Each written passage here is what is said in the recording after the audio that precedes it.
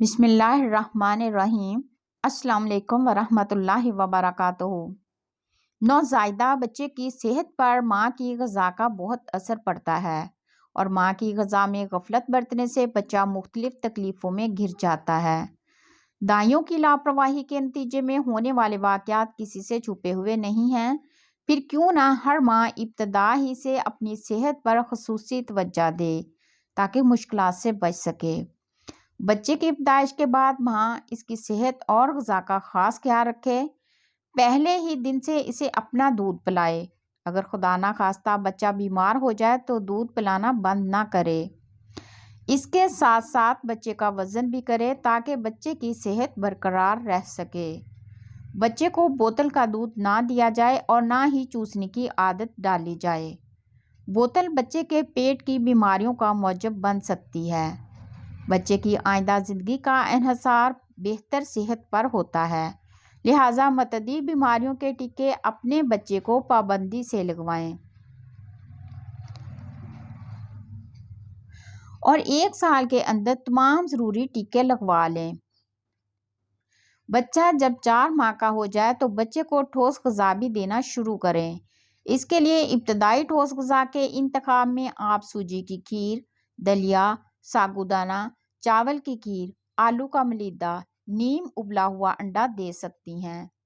یہی وہ دن ہوتے ہیں جن میں غذا کی بے ترتیبی سے بچوں کی ہڈیاں کمزور پڑ جاتی ہیں اور تشنجی امراض کی شکایات بچوں میں پیدا ہو جاتی ہیں یا ہاضمہ میں فطور ہو کر ہمیشہ کے لیے بچے کی صحت خراب ہو جاتی ہے۔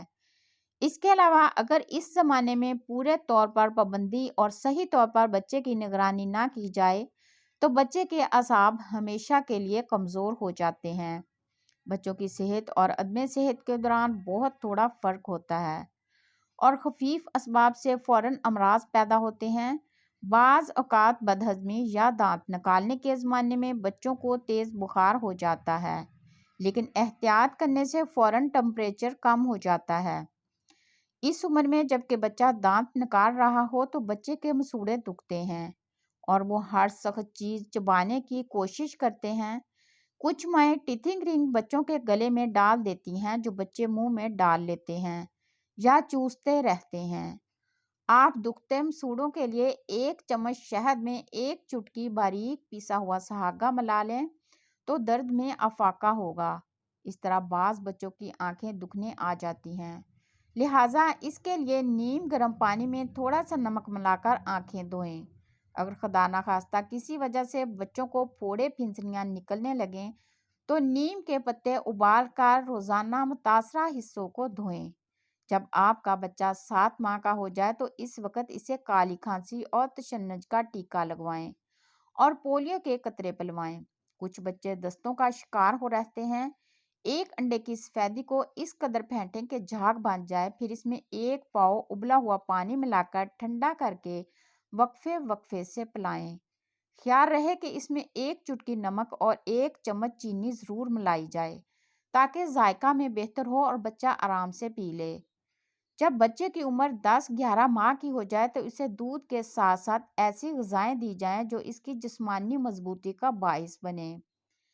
اس کے لیے یخنی، پھلوں کا رس بھی دے سکتی ہیں۔ جب بچہ 10 اور 11 ماہ کا ہو جاتا ہے تو چلنا شروع کر دیتا ہے اور اس کی کوشش ہوتی ہے کہ ہر وہ چیز جو اسے نظر آ رہی ہے اس تک پہنچ جائے، لہٰذا اس عمر میں مزید احتیاط کی ضرورت ہوتی ہے۔ بعض بچے جب چلنا سیکھتے ہیں تو اس وقت وہ مٹی کھانے لگتے ہیں یا دیوار چاٹتے ہیں۔ مٹی کھانے سے بچوں کے پیٹ میں کیڑے پڑ جاتے ہیں اور دیوار چاٹنے سے مختلف جراثیم ان کے ہونٹوں پر لگ جاتے ہیں اور یہ سب ان کی صحت کے لیے انتہائی مضر ہوتا ہے۔ پیٹ کے کیڑوں کا فوراً علاج کروائیے۔ اس عمر میں ہر دوا بالخصوص کیڑے مار ادویات اور خطرناک اشیاء بچوں کی پہنچ سے دور رکھیں۔ تیز چیزیں مثلاً چھریاں، کینچی بچوں سے چھپا کر اور ان کی پہنچ سے دور رکھیں۔ حتیٰ کہ منہ اور کپڑے دھونے یا برتن دھونے کا صابن بھی ان کی پہنچ سے دور رکھیں۔ اس بات کا بھی دھیان رکھیں کہ سوئے ہوئے بچے کو چیک کر لیں کہ آیا اس نے پیشاب پخانہ تو نہیں کر لیا، کیونکہ ابتدا میں نیند کی شدت سے بچہ نہیں روتا۔ لاپرواہی کی صورت میں بچوں کی نازک جگہوں پر سرخ دانے نکل آتے ہیں جنہیں ریشز کہتے ہیں۔ ان کا علاج کرنا پڑتا ہے۔ بچے کو ہر بار پانی سے صاف کر کے پاؤڈر چھڑک کر نیپکن باندھیں۔ سردیوں میں نیم گرم پانی یا بھیگی ہوئی روئی سے صاف کریں۔ ایسا کرنے سے بچے کو نہ صرف آرام ملتا ہے بلکہ بچہ ان دانوں سے بھی محفوظ رہتا ہے۔ سوئے ہوئے بچے کا منہ نہ چومیں، اس سے بعض بچوں کو الرجی ہو جاتی ہے اور ان کے منہ پر دانے نکل آتے ہیں۔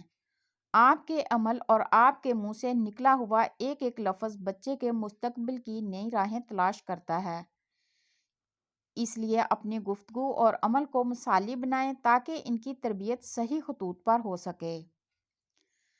ہر ماں کی خواہش ہوتی ہے کہ اس کا بچہ یہاں جائے لوگوں کی توجہ کا مرکز بنے، لیکن بعض بہنیں اس خواہش کے لیے کوئی عملی قدم نہیں اٹھاتی۔ یہ لمحہ فکریہ ہے، ہو سکتا ہے ہماری بہت سی بہنیں ناراض ہو جائیں، لیکن یہ سچ ہے کہ آپ کے بچے وہی عادتیں اپناتے ہیں جو اپنے گھر کے ماحول میں ہوتی ہیں۔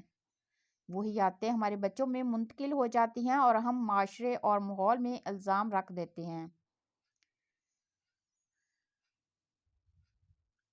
حالانکہ باہر کے ماحول میں آپ کی تربیت کا بہت دخل ہے۔